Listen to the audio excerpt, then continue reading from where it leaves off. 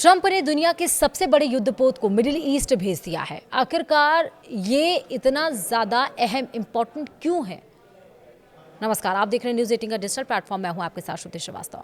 America और Iran के बीच बढ़ते तनाव के बीच अमेरिका ने अपना सबसे बड़ा nuclear aircraft carrier USS Gerald R Ford middle east भेजने का फैसला किया है। क्षेत्र में पहले से USS अब्राहम लिंकन तैनात है। तो विस्तार से आपको बताते हैं कि आखिरकार इसकी तैनाती क्यों अहम है। दरअसल अमेरिका ईरान के बीच लगातार तनाव बढ़ रहा है। इस बीच अमेरिका मिडिल ईस्ट में अपनी सैन्य मौजूदगी भी बढ़ा रहा है। अभी हाल ही खबर आई है कि अमेरिका अब अपना सबसे बड़ा aircraft carrier USS Gerald R Ford वहां भेज रहा है। रॉयटर्स को 2 अमेरिकी अधिकारियों ने शुक्रवार को यह जानकारी दी है। अधिकारी के मुताबिक जेराल्ड को मिडिल ईस्ट पहुंचने में 1 हफ्ता लगेगा। वहां पहले से अब्राहम लिंकन कैरियर और दूसरे युद्धपोत तैनात हैं।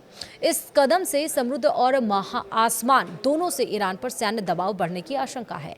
यह एक न्यूक्लियर पावर्ड कैरियर एयरक्राफ्ट है और इसमें 75 से ज्यादा सैन्य विमान तैनात किए जा सकते हैं।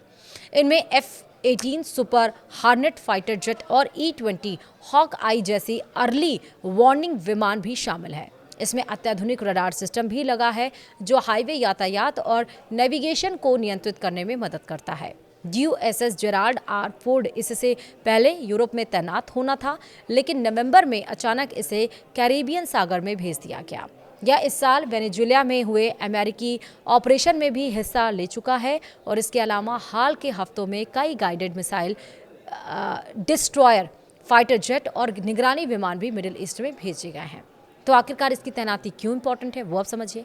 अमेरिकी नौसेना के पास कुल सिर्फ 11 एयरक्राफ्ट कैरियर हैं, इसीलिए ये बहुत कीमती संसाधन है और इनकी तैनाती का कार्यक्रम पहले से तय होता है।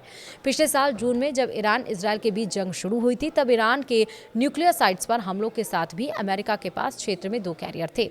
राष्ट्रपति डोनाल्ड ट्रंप साथ ही ये भी कह चुके हैं कि अगर ईरान के साथ कोई समझौता नहीं हुआ तो वे दूसरा कैरियर भेजने पर विचार कर रहे हैं। उन्होंने कहा कि अगले 1 महीने में ईरान के साथ समझौता हो सकता है, नहीं तो अंजाम बुरे होंगे। वहीं अमेरिकी जंगी जहाज USS अब्राहम लिंकन अरब सागर में ईरान पहुंच चुका है। ईरान के कई शहर इसकी स्ट्राइक रेंज में हैं। रिपोर्ट्स के मुताबिक यह अरब सागर में अमेरिकी सेंट्रल कमांड यानी कि CENCOM की जोन में जा चुका है। साथ ही अमेरिका का C-37B एयरक्राफ्ट भी ईरान पहुंच गया है।